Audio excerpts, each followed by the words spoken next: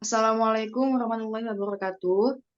Kami dari kelompok 5 ingin mempresentasikan materi terkait mengorganisasi, mengimplementasi, mengevaluasi, dan mengendalikan kegiatan pemasaran. Sebelumnya, perkenalkan anggota dari kelompok 5. Saya Zaka Kemas Santoso dengan NIM akhir 1191. Saya adalah Ida Raffi dengan NIM akhir 1198. Saya Laila Trisnaini dengan akhiran NIM 1199. Saya Muhammad Rifki Abes Maulana dengan NIM akhir 1204. Saya Nadiatul Soleha dengan NIM akhir 1207.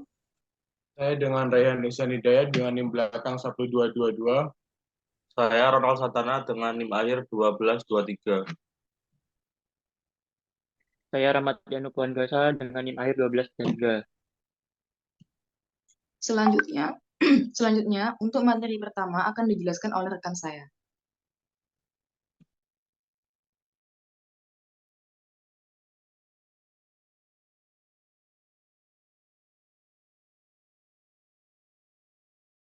Baik, di sini pengertian kegiatan pemasaran.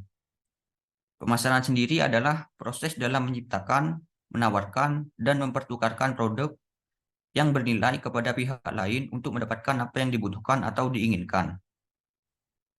Menurut American Marketing Association, pemasaran sendiri diartikan sebagai proses perencanaan dan pelaksanaan rencana penetapan harga, promosi, dan distribusi dari ide-ide, barang-barang, dan jasa yang individual dan organisasional. Jadi, kegiatan pemasaran ini merupakan aktivitas yang menyangkut penyampaian produk atau jasa mulai dari produsen sampai kepada konsumen. Lalu, di dalam pemasaran sendiri adalah suatu usaha untuk merencanakan, mengorganisasi, mengimplementasi, mengevaluasi, serta mengendalikan kegiatan pemasaran yang ada di dalam suatu organisasi agar tercapai tujuan organisasi secara efisien dan efektif. Jadi pemasaran sendiri ini tidak hanya berperan untuk menyampaikan produk atau jasa hingga ke tangan konsumen saja, tetapi saat ini pemasaran memegang peran penting bagi organisasi dalam menciptakan dan memberikan kepuasan kepada pelanggan dengan tujuan untuk menghasilkan laba. Sehingga peranan pemasaran ini di dalam organisasi itu menarik pelanggan baru dengan menjanjikan nilai superior, menetapkan harga yang menarik, mendistribusikan produk dengan mudah, dan mempromosikan produk atau jasa secara efektif, serta mempertahankan pelanggan yang sudah ada dengan tetap memegang prinsip kepuasan pelanggan. Dan untuk materi selanjutnya akan dijelaskan oleh rekan saya.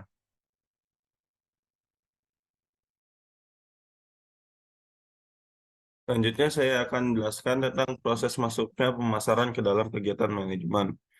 Eh, Pemasaran pasti memerlukan kegiatan manajemen karena pemasaran bukan hanya tentang menciptakan produk atau layanan yang menarik, tetapi juga tentang mengelola, mengarahkan, dan mengkoordinasikan berbagai aspek untuk mencapai tujuan bisnis.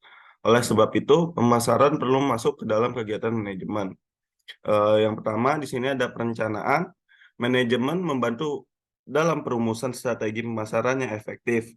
Ini termasuk menentukan tujuan, analisis pasar, dan lain-lain. Kedua, ada pengarahan. Di sini manajemen memastikan bahwa semua anggota tim pemasaran memiliki pemahaman yang jelas tentang tujuan dan sasaran yang ingin dicapai. Yang ketiga, ada pengendalian. Manajemen melakukan pengendalian dan pemantauan terhadap pelaksanaan strategi pemasaran. Ini melibatkan pemantauan kinerja, analisis data, dan lain-lain. Yang keempat, ada pengorganisasian pemasaran. Manajemen mengatur struktur organisasi yang memungkinkan pelaksanaan strategi pemasaran. Ini termasuk penentuan tanggung jawab, pembagian tugas, dan pengelompokan tim pemasaran yang sesuai. Selanjutnya akan dijelaskan oleh teman saya.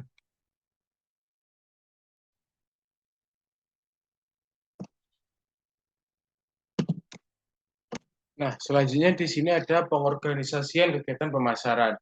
Nah, sebelum memasuki pengertian dari pengorganisasian kegiatan pemasaran, apa sih itu pengorganisasian?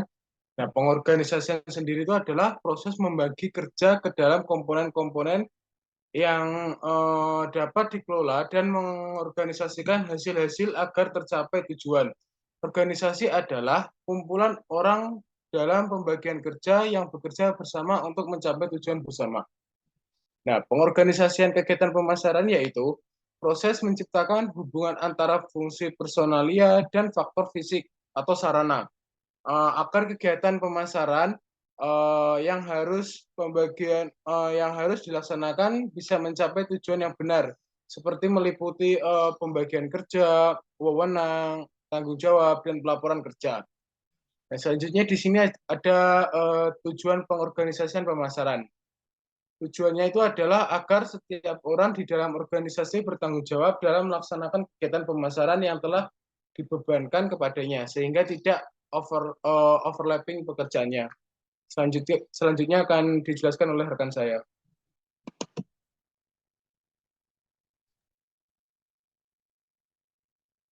Kita masuk di materi macam-macam pengorganisasian. Di dalam Departemen Pemasaran, modern saat ini seringkali menggunakan berbagai bentuk organisasi yang sesuai dengan target pasar, tujuan bisnis, dan jenis produk atau layanan yang mereka tawarkan.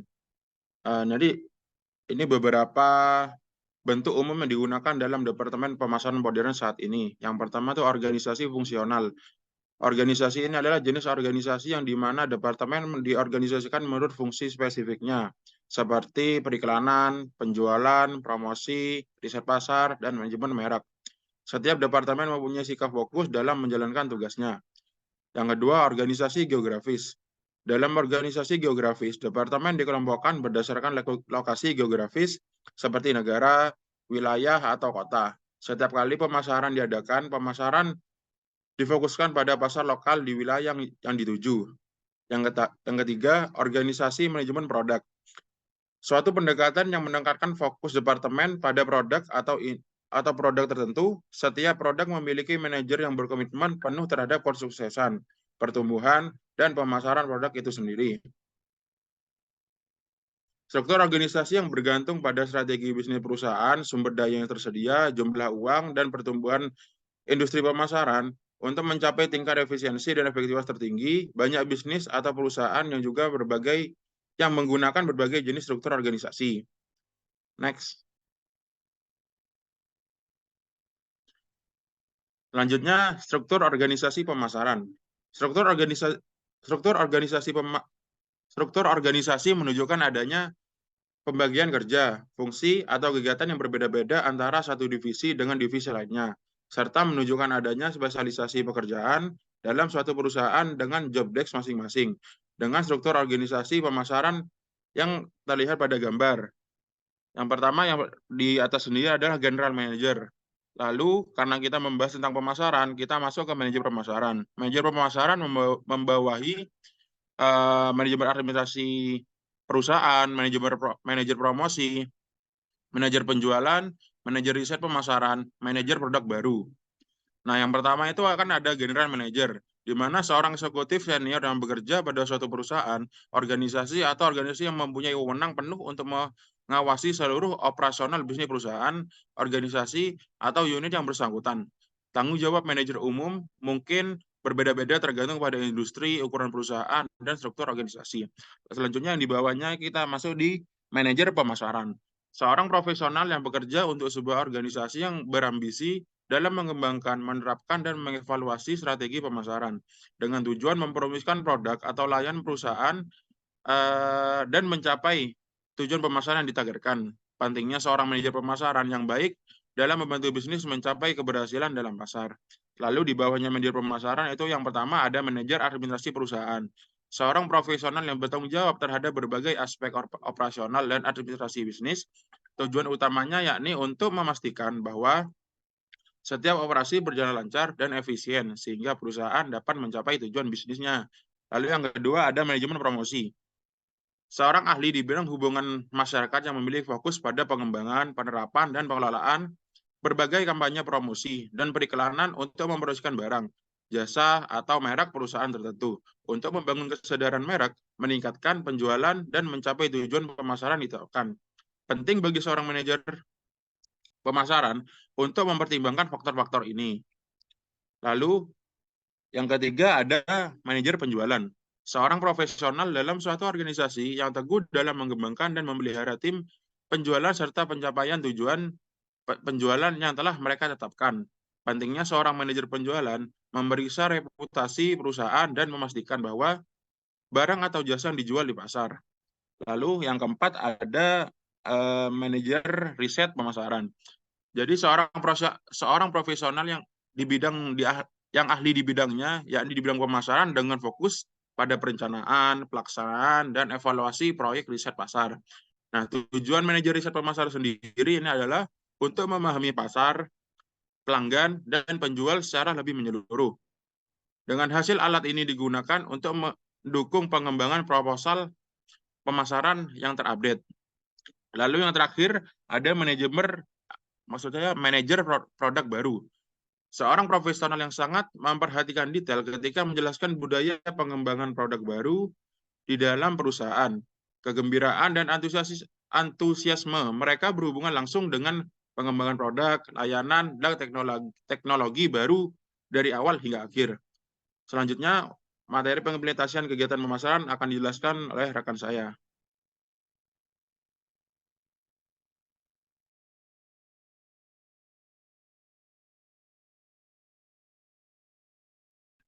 Selanjutnya, pengimplementasian kegiatan pemasaran. Implementasi pemasaran merupakan tahapan perusahaan mengambil langkah untuk merealisasikan rencana pemasaran. Juga menunjukkan siapa mengerjakan apa, kapan, dan bagaimana melaksanakan perencanaan strategi pemasaran. Jika implementasi pemasaran tersebut tidak efektif, maka perencanaan strategi pemasaran tidak dilakukan dengan baik. Next. Nah, implementasi kegiatan pemasaran ini mencakup penjelasan terkait segmentasi pasar, target market atau targeting, positioning, dan bauran pemasaran. Yang pertama itu ada segmentasi pasar. Segmentasi pasar melibatkan pemecahan pasar menjadi kelompok-kelompok atau segmen-segmen yang memiliki kesamaan dalam memenuhi kebutuhan, keinginan, serta respon terhadap strategi pemasaran tertentu. Segmentasi pasar mengacu pada pembagian, pengelompokan, atau pemisahan pasar berdasarkan kesamaan kebutuhan. Manfaat dari segmentasi pasar dapat dijabarkan sebagai yang pertama, produsen akan lebih terbantu dalam memilih peluang-peluang pemasaran dengan lebih mudah. Lalu, penjual atau produsen memiliki kemampuan untuk memahami tanggapan pemasaran yang beragam, memungkinkan alokasi anggaran yang sesuai dengan berbagai segmen secara akurat. Lalu yang terakhir, penjual atau produsen memiliki kesamaan untuk menempatkan produknya dengan lebih optimal, sehingga benar-benar sesuai dengan permintaan yang ada di pasar. Lalu yang kedua ada marketing targeting. Dalam menghadapi berbagai segmen pasar, baik yang telah ada sejak lama maupun yang baru muncul, perusahaan perlu mampu memutuskan dengan bijak mengenai segmen mana yang perlu diperluas dan segmen mana yang sebaiknya ditinggalkan. Dalam konteks ini, targeting mengacu pada proses pemilihan segmen pasar yang menjadi fokus atau target masuk bagi perusahaan. Lalu itu yang ketiga ada marketing positioning. Dapat diartikan sebagai penempatan merek di pasar sedemikian rupa sehingga merek tersebut akan diterima secara positif oleh konsumen dibandingkan dengan pesaing-pesaingnya. Terdapat dua opsi untuk memahami posisi pesaing. Pilihan pertama adalah dengan menempatkan diri di antara salah satu dari pesaing dan bersaing untuk mendapatkan pangsa pasar. Nah, yang kedua itu ada dengan mengembangkan produk baru yang belum ada ditawarkan oleh pesaing. Lalu ada bauran pemasaran. Bauran pemasaran atau marketing mix adalah gabungan variabel yang menjadi inti dari strategi pemasaran. Bauran pemasaran ini terdiri dari 4 unsur. Yang pertama ada strategi produk atau produk. Dalam arti sempit, produk merujuk pada sekumpulan atribut atau fisik yang nyata dalam bentuk yang dapat diidentifikasi. Lalu yang kedua ada price.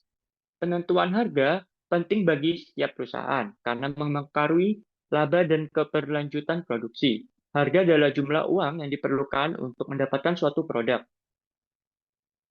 Tujuannya menempatkan harga yang pertama secara umum seperti yang dijelaskan oleh Sunyoto meliputi satu, bertahan hidup dengan menetapkan harga terjangkau agar produk laku di pasaran, tetapi tetap memperhatikan kualitas produk. Yang kedua, ada memaksimalkan laba dengan merencanakan harga berdasarkan perkiraan. Yang ketiga, ada memperbesar pangsa pasar dengan menetapkan harga lebih murah dari pesaing, menarik pelanggan, dan mendorong beralih dari pesaing. Lalu yang keempat, ada berfokus pada mutu produk dengan harga yang mencerminkan kualitas unggul. Lalu yang kelima, mengikuti harga pesaing dalam menetapkan produk. Lalu ada place. Distribusi atau saluran pemasaran adalah rangkaian tindakan untuk mengalirkan produk dan kepemilikan dari produsen ke konsumen. Lalu tujuan dari distribusi itu meliputi meningkatkan distribusi dengan menambah distributor atau pelanggan baru, lalu mendukung distributor dengan membangun hubungan kerjasama, memelihara penjualan dan dengan kunjungan penjualan, lalu yang terakhir memperluas penetrasi pasar dengan meningkatkan volume penjualan. Lalu yang keempat ada strategi promosi atau promotion.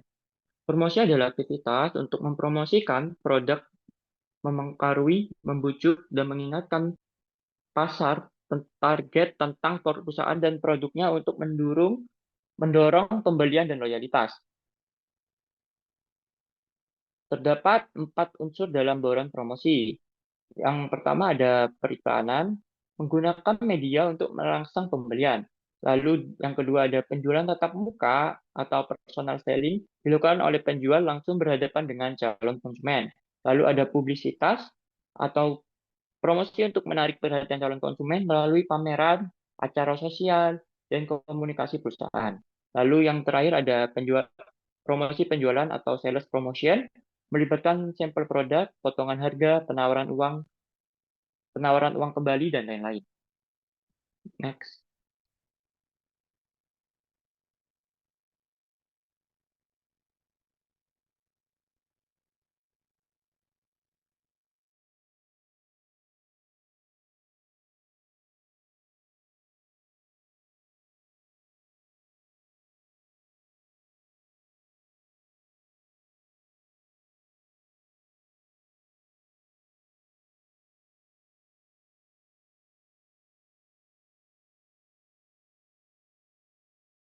Selanjutnya, evaluasi kegiatan pemasaran. Evaluasi adalah proses penilaian dalam perusahaan terhadap berbagai aspek yang terkait dalam kegiatan perusahaan. Evaluasi perlu dilakukan untuk mengukur kinerja dan efektivitas dari strategi yang digunakan dalam mencapai tujuan perusahaan, tidak terkecuali dalam pemasaran. Evaluasi kegiatan pemasaran adalah penilaian dan analisis juga monitoring terhadap usaha pemasaran dan penjualan perusahaan. Monitoring sendiri yaitu pemantauan berkelanjutan yang dilakukan terhadap aktivitas dan upaya pengendalian yang telah diaplikasikan dalam perusahaan guna mencapai tujuan. Dalam konteks ini, evaluasi dapat mencakup pengukuran kinerja produk atau layanan, analisis pasar, pengukuran ROI atau Return on Investment, serta peninjauan kembali rencana pemasaran agar dapat membuat perbaikan dan penyesuaian yang diperlukan. Kemudian, dengan melakukan monitoring secara teratur, perusahaan dapat mengidentifikasi masalah atau ketidaksesuaian yang mungkin muncul selama pelaksanaan strategi pemasaran dan mengambil tindakan korektif yang diperlukan. Monitoring adalah bagian penting dari proses evaluasi pengendalian pemasaran yang membantu memastikan bahwa aktivitas pemasaran berjalan sesuai dengan rencana dan memberikan hasil yang diinginkan. Next.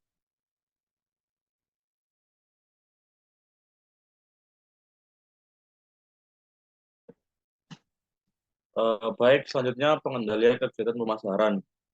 Pengendalian pemasaran adalah sebuah usaha mengoreksi dan selanjutnya memberikan petunjuk dalam melaksanakan strategi pemasaran supaya selalu bertindak sesuai dengan apa yang sudah direncanakan. Dengan begitu, maka bisa menghasilkan hasil yang optimal. Sistem pengendalian pemasaran merupakan bagian tidak terpisahkan dari sistem perencanaan pemasaran. Pengendalian pemasaran juga didefinisikan sebagai seperangkat praktik dan prosedur yang digunakan oleh perusahaan untuk memantau dan mengatur aktivitas pemasaran dalam mencapai tujuan pemasaran. Next. Baik, selanjutnya ada 3 jenis pengendalian pemasaran. Yang pertama yaitu pengendalian rencana tahunan. Pengendalian rencana tahunan itu tugas untuk memastikan perusahaan telah mencapai sasaran penjualan, laba, dan sasaran lainnya, di mana dilakukan dengan cara menyatakan sasaran yang terdefinisi, ukuran kinerja, menentukan penyebab kegagalan, dan memilih tindakan perbaikan antara sasaran dan kinerja. Lalu yang kedua, pengendalian profitabilitas. Pengendalian profitabilitas adalah tugas pengukuran profitabilitas aktual dari berbagai produk, kelompok, pelanggan, saluran distribusi, dan besarnya pesanan, sehingga diperlukan analisa profitabilitas pemasaran. Lalu yang tiga, pengendalian strategis. Pengendalian strategis merupakan tugas untuk mengevaluasi apakah strategi pemasaran sesuai dengan kondisi pasar saat ini, sehingga diperlukan suatu alat yaitu audit pemasaran. Selanjutnya akan dijelaskan oleh teman saya.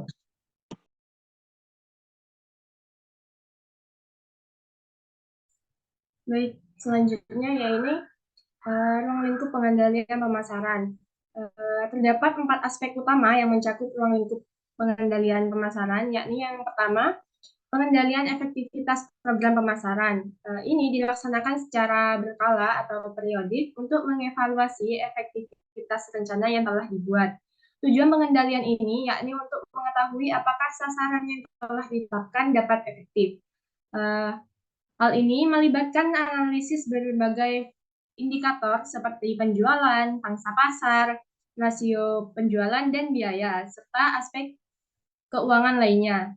Kemudian, yang bertanggung jawab atas pengendalian efektivitas program ini yakni top management dan middle management. Yang kedua, pengendalian strategi pemasaran.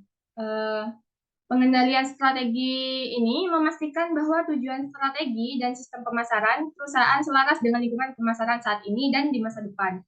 Audit pemasaran dan instrumen evaluasi lainnya digunakan untuk menilai efektivitas pemasaran secara menyeluruh. Tujuannya untuk menentukan bidang masalah pemasaran dan merekomendasikan rencana tindakan koreksi bersifat jangka panjang maupun jangka pendek guna meningkatkan efektivitas pemasaran secara menyeluruh dari organisasi tersebut. Kemudian yang ketiga, ada pengendalian keuntungan dan rentabilitas usaha pemasaran. Pengendalian atas profitabilitas ini merupakan tugas untuk menganalisis profitabilitas yang sebenarnya mengenai produk, wilayah pasar, dan saluran distribusi. Hal ini dapat membantu mengidentifikasi area yang perlu perhatian lebih lanjut untuk meningkatkan efisiensinya. Kemudian yang keempat, yakni pengendalian efisiensi pemasaran. Merupakan tugas untuk meningkatkan efisiensi kegiatan pemasaran seperti penjualan, periklanan, promosi, dan distribusi. Manajer harus mengamati rasio kinerja yang relevan untuk memastikan fungsi-fungsi ini berjalan secara efektif. Next.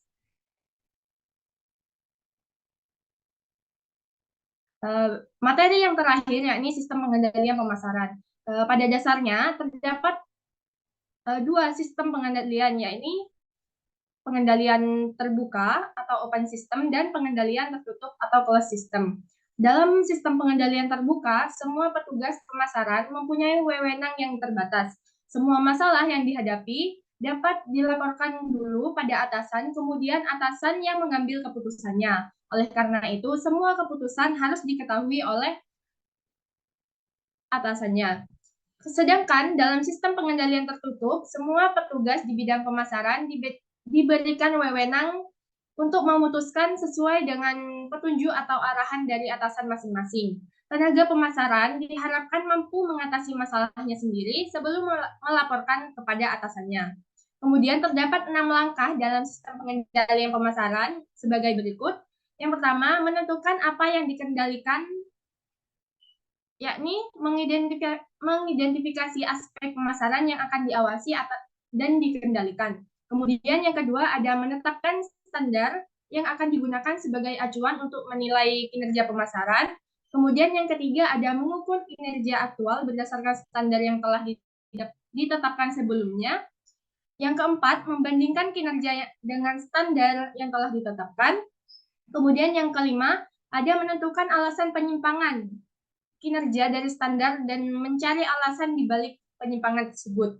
Kemudian yang keenam atau yang terakhir, melakukan koreksi, yakni menentukan tindakan yang diperlakukan untuk mengoreksi penyimpangan, termasuk revisi standar atau perbaikan kinerja aktual. Proses ini melibatkan umpan balik dan pengawasan terus-menerus untuk memastikan bahwa tujuan pemasaran tercapai dengan efektif dan efisien.